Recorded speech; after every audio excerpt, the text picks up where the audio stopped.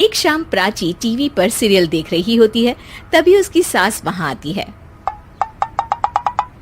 अरे सीरियल में तो ऐसे मग्न है जैसे आज रात का खाना पड़ोसी आकर बनाएंगे। मुझे पता ही नहीं था आपने अपने बेटे की शादी पड़ोस में भी की हुई है। हैं? मतलब? मतलब इस घर में सारा काम बहू ही करती है, आप तो सिर्फ खर्राटे मारती हैं। अच्छा जी, फिलहाल तो तुम आराम फरमा रही हो, चलो जाओ, ये मेरे टीवी देखने का समय है। आहा, इसीलिए मुझे भगाया जा रहा है। सॉरी, अब तो बिल्कुल नहीं जाऊंगी। प्राची की इस बात पर दोनों सास बहू के बीच टीवी रिमोट के पीछे बच्चों जैसे छीना झपटी शुरू हो जाती है, जिसके बीच श्लोक भी काम से घर वापस आ जाता है।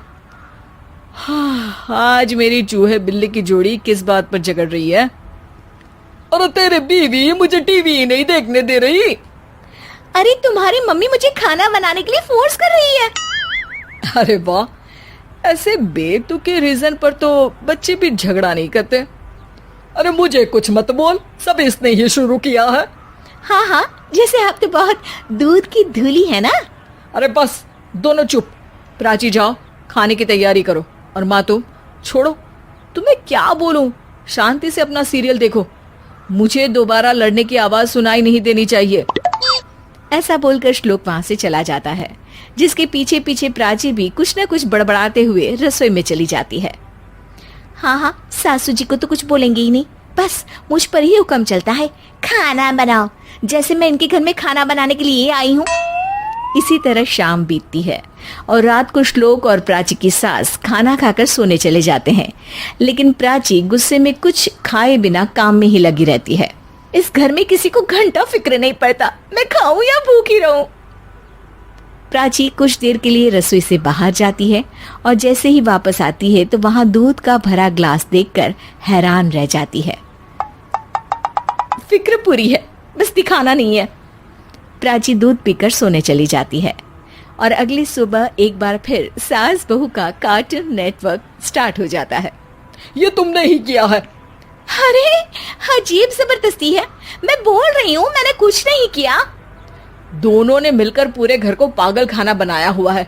यहाँ कोई नॉर्मल इंसान तो रह ही नहीं सकता, इसीलिए अब पड़ोसी क्या रिश्तेदार भी घर आने से कतराते हैं। और सुन बेटे, तू भी चंगा, तेरी माँ भी चंगी, तेरी बीवी भी चंगी, रिश्तेदार। हाँ जी, आपको नहीं पता क्या, गंगाधर ही शक्तिमान है, रिश्तेदार ही। हाँ हाँ, बस समझ गया। कभी जानवरों जैसे लड़ेंगी तो कभी जुगलबंदी करेंगी। भाई मैं आप दोनों के बीच में नहीं फंसना चाहता।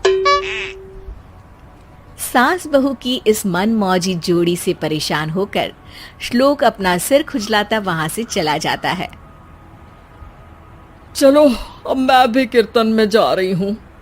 इस पर जैसे ही सास कमरे में अपना पर्स लेने जाती है तो वहां नाश्ते की प्लेट रखी देख मुस्कुराने लगती है और नाश्ता करके घर से बाहर निकलते हुए कुछ पैसे टेबल पर रख जाती है, जिसके कुछ देर बाद सिलेंडर वाला घर आता है। ओ मोरी मैया, मैं सिलेंडर के बारे में तो बिल्कुल भूल ही गई थी। घर खर्च के सारे पैसे भी मम्मी के पास है और श्लोक से बोला तो उल्टा 4 बात सुनाएंगे। प्राची ये सोच ही रही होती है कि अचानक उसका चेहरा चमक उठता है और वो घर में आकर इधर उधर देखने लगती है। तभी उसकी नजर टेबल पर रखे पैसों पर पड़ती है, जिन्हें वो सिलेंडर वाले को दे देती है। ये सब श्लोक देख लेता है।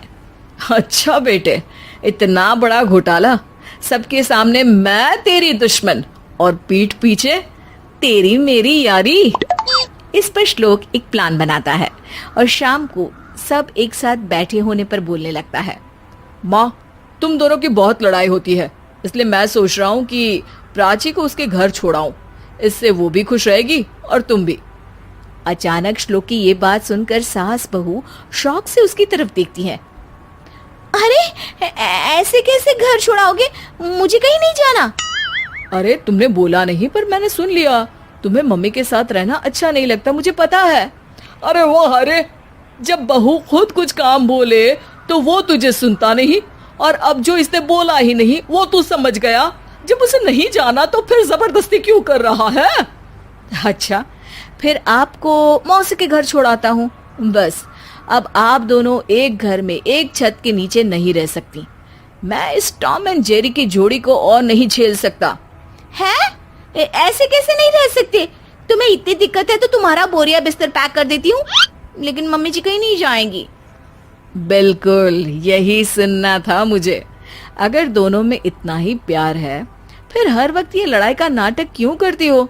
देखा मैंने कैसे माँ किचन में दूध रखती है और तुम उनके लिए कमरे में नाश्ता रखती हो, और कैसे वो पहले ही तुम्हारी दिक्कत समझकर घर में पैसे रखकर बाहर जाती है। अरे भाई, इतना ड्रामा तो डेली सोप में भी नहीं होता जितना तुम दोनों ने इस घर में फैलाया हुआ है। तू हमें टॉम एंड जेरी बोलता है ना, तो याद कर वो दोनों भी एक दूसरे को बाहर वालों की बुरी नजर से बचाने के लिए हमेशा सबके सामने लड़ते थे, लेकिन अकेले में दिक्कत के समय मदद भी तो करते थे। बस हमारा रिश्ता भी कुछ ऐसा ही है। और वैसे भी अगर सास बहू में तू मैं नहीं होती तो दुनिया वालों को कहानियां कैसे मिलेंगी?